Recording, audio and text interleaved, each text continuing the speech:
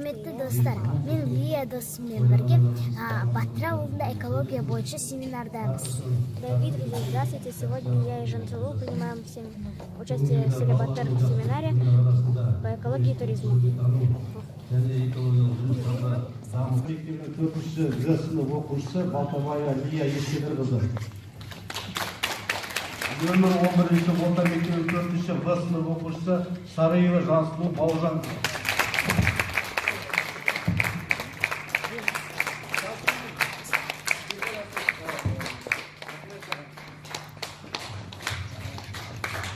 Лия Шембай.